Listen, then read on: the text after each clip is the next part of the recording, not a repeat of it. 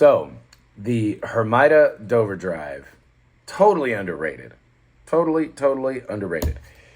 Now, a lot of us like to get that like amp sound as much as we can, whether it's from like an overdrive pedal. We want it to sound amp like. Whenever you go ampless, like with the Strymon Iridium that I use a lot for the fly dates and for the bar gigs where amps are not allowed anymore, I want it to sound amp-like. So like the whole purpose of the rig is essentially to sound like the thing that you either can't have or that you won't have in a given situation. So like the amp is the goal. And typically when we say amp, we think tube amp. Because that's where all the harmonics are typically going to be found, and that's where that edge of breakup sound popular idea comes from. So, with that being said, Les Paul, Strymon Iridium set to the kind of Fender thing with no real character or absence of character breakup. Maybe just a pinch of harmonic going on because of...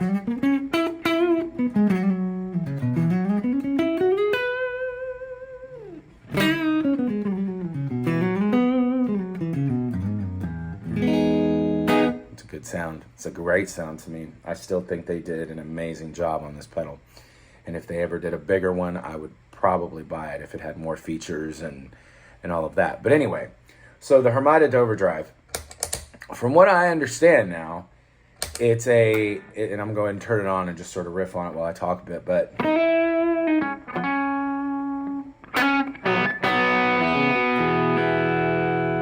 from what I understand,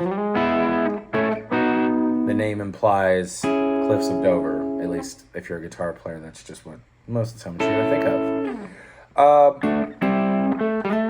I would say that it does that sound for sure. If that's the inspiration, I think they nailed it. So,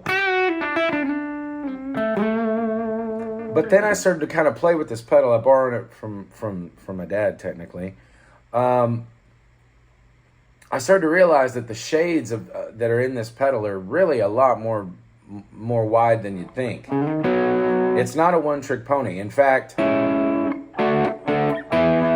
I think it kind of gets that small amp cranked sound pretty cool with the gain all the way down and the tone kind of wherever you need it to be, and then volume set roughly to unity most of the time. But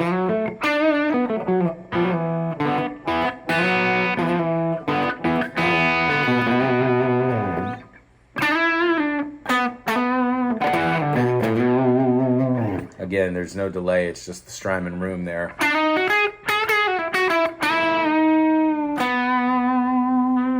I mean, that's pretty righteous.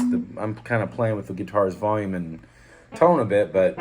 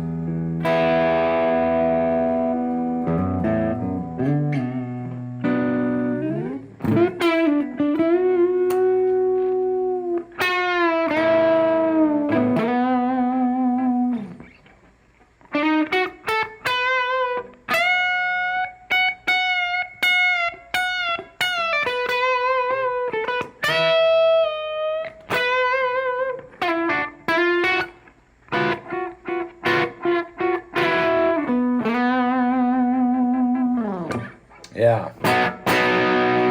And then as you get the gain up, and I'll just max the volume on my guitar, so the gain on the pedal is still all the way down.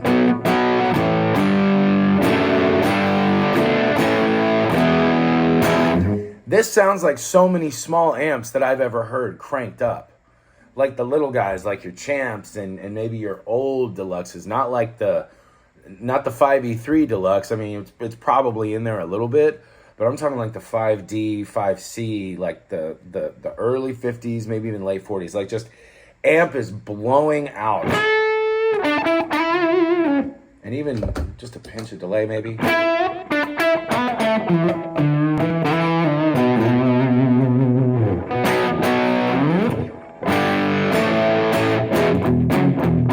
I mean, no delay.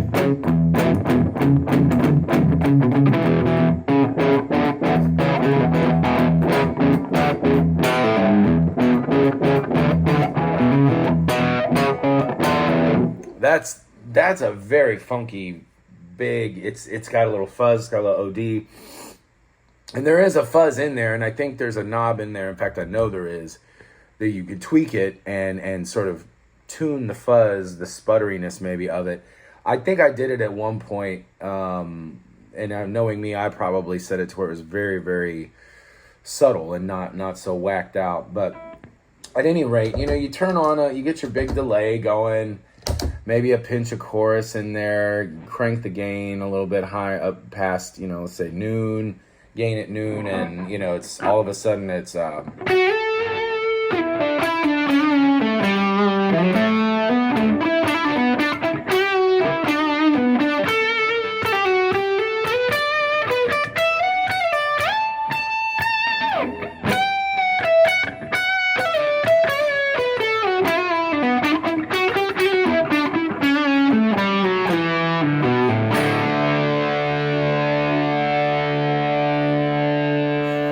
then it sustains.